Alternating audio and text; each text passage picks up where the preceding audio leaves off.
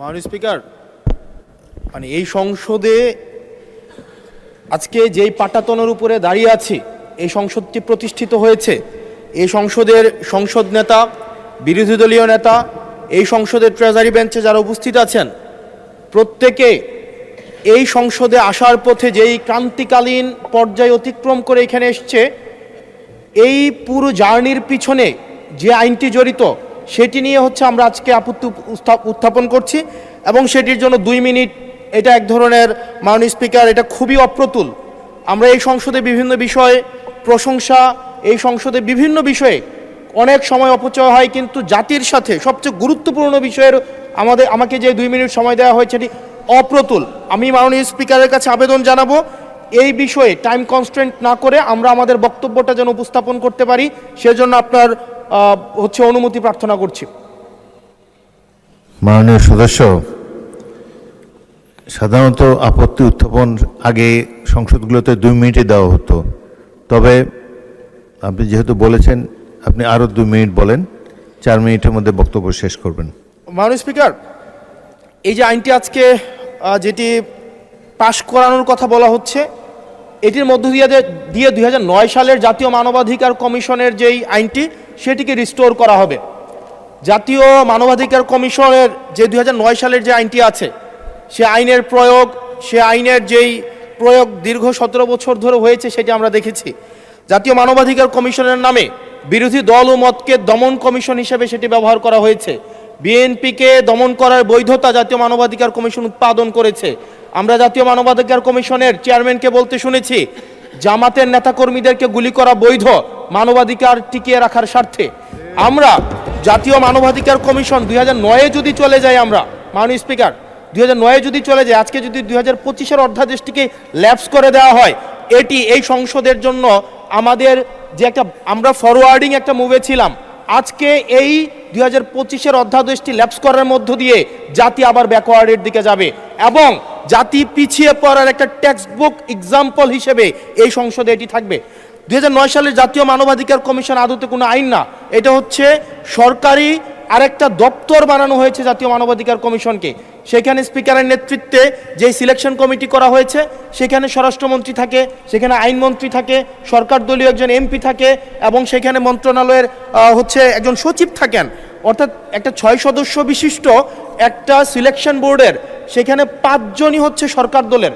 এখন একটা সরকার দলের একটা জাতীয় মানবাধিকার কমিশন, এটা হচ্ছে আমাদের আজকে আমাদের এলজিআরডি মন্ত্রী নেই, উনিই বলেছিলেন জাতীয় মানবাধিকার কমিশন হচ্ছে একটা মূলত বিরোধী দল কমিশন হিসেবে ফাংশন করে। এখন বিরোধী দল দমন কমিশন হিসেবে মাননীয় স্পিকার ফাংশন করে। মাননীয় স্পিকার, জাতীয় মানবাধিকার কমিশন যখন এটা বিরোধী দল মত দমন কমিশন হিসেবে ফাংশন করে, আদতে এই কমিশনটা কিন্তু আমরা যদি দেখি, মানবাধিকার যেখানে যেখানে ক্ষুণ্ণ হয়েছে এগুলা কিন্তু সরকারি সংশ্লিষ্ট সংস্থা করেছে। সেখানে বিডিআর, র্যাব, তারপর আপনার বিভিন্ন বাহিনীদের সেখানে কিন্তু সরাসরি সংযুক্ত আমরা দেখেছি, তারা মানবাধিকারকে ক্ষুণ্ণ করেছে।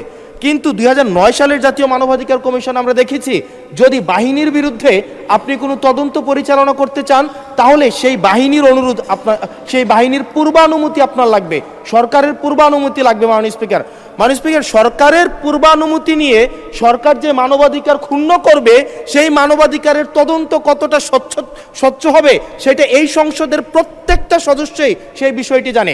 আজকে সরকার দলের একজন মাননীয় সংসদ সদস্যের আজকে এই বিলের যে ল্যাপস করে দেওয়া হবে। ধন্যবাদ মাননীয় সদস্য। মাননীয় আইনমন্ত্রী, ধন্যবাদ। বসুন। মাননীয় স্পিকার, মাননীয় আইনমন্ত্রী, বিরোধী দলীয় নেতা বলুন। মাননীয় স্পিকার, এই বিষয়টা স্বচ্ছ রাজনীতি এবং মানুষের জীবনের নিরাপত্তার সাথে অঙ্গাঙ্গিভাবে জড়িত। এই জন্য এই বিষয়ে তাকে কনক্লুশন করার জন্য অন্তত আরও 2 মিনিট সময় দেওয়ার জন্য আমি আপনাকে অনুরোধ করব। ধন্যবাদ আপনাকে। মাননীয় বিরোধী দলের নেতা, আমি অতীতের 6টি সংসদ দেখেছি, প্রত্যেকটি সংসদে 2 মিনিট টাইম দেওয়া হতো এবং সময় হলো যে যখনই স্পিকার ঘোষণা দেবে যে এবং অনুরোধ করবে সংশ্লিষ্ট মন্ত্রীকে বিলটি উত্থাপনের জন্য তখনই দাঁড়াতে হয়, দাঁড়িয়ে বলতে হয় উচ্চস্বরে আপত্তি আছে, তখন যে আপত্তিকারী সংসদ সদস্যকে 2 মিনিট বলার সময় দেওয়া হতো। যাই হোক, মাননীয় বিরোধী দলের নেতা, আপনি আরও 2 মিনিট বলতে পারেন মাননীয় সদস্য। আমি আসলে এই সংসদে আজকে যদি 2024 সালের মে মাস হতো আর এই বিলটি যদি উত্থাপন হতো, তাহলে এই সংসদের এমন একজন ব্যক্তি নাই যে এটার বিরোধিতা করত, প্রত্যেকে এটাকে সাদরে গ্রহণ করত। আজকে সময় পাল্টিয়েছে। আজকে 2008 সাল 2018 সালে আপনারা এই পাশে ছিলেন, আজকে ওই পাশে গিয়েছেন, আপনারা সংখ্যাগরিষ্ঠ হয়েছেন, আজকে এই বিলের বিরুদ্ধে আপনারা অবস্থান নিচ্ছেন। 2024 সালের কোনো এক মাসে, জুলাইয়ের আগে, এটা ফেব্রুয়ারি, জানুয়ারি, মার্চ, যদি এটা তৎকালীন ফেসিবাদ সময়ে যদি এই বিলটাকে 2025 সালের যে আপনাদের জাতীয় মানবাধিকার কমিশনের যে অধ্যাদেশটা আছে সেটা যদি এই সংসদে উত্থাপন করা হতো, 300 জন এখানে যারা যারা উপস্থিত আছেন প্রত্যেকেই চাইতেন এই জাতীয় মানবাধিকার কমিশনটা সেটা যেন পাশ করা হয়। কিন্তু আজকে সময় পাল্টিয়েছে, ঋতু পরিবর্তন হয়েছে, আজকে চেয়ার পরিবর্তন হয়েছে, দিক পরিবর্তন হয়েছে, আমরা জাতীয় মানবাধিকার কমিশনের বিরুদ্ধে আমরা অবস্থান নিচ্ছি। এবং আজকে আমাদের এই অবস্থান রং সাইড অফ দ্য হচ্ছে আমাদের রাইট অর রং, আমরা যে মোরালিটির আমরা রং সাইডে অবস্থান নিচ্ছি, এটা টেক্সট বুক এক্সাম্পল হিসেবে ইতিহাসে লিপিবদ্ধ থাকবে। মাননীয় স্পিকার, এই আইনটা এটা শুধুমাত্র যে জাতীয় মানবাধিকার কমিশন শুধুমাত্র এটার সাথে সম্পর্কিত না, বরং এটা আরো 2টা অধ্যাদেশের সাথে সম্পর্কিত। এটা গুম অধ্যাদেশের সাথে সম্পর্কিত এবং আমাদের যে জুলাই গণ অভ্যুত্থান দায় এবং হচ্ছে আমাদের দায়মুক্তির যে অধ্যাদেশটা রয়েছে সেটার সাথে সম্পর্কিত। আজকে 2025 সালের জাতীয় মানবাধিকার কমিশন এটাকে ল্যাপস করার মধ্য দিয়ে আদতে বাকি 2টা অধ্যাদেশকেও এটা অর্নামেন্টাল করে ফেলা হয়। এটাকে আদতে সরকার এই পরবর্তীতে অধ্যাদেশগুলোকে রাজনৈতিক দমন পীড়নে যে ওয়েপনাইজ করবে না সেটির কোনো নিশ্চয়তা নেই। মাননীয় স্পিকার, আমাদের সবচেয়ে বড়, আমরা ইতিহাস থেকে কোনো শিক্ষা নেই না।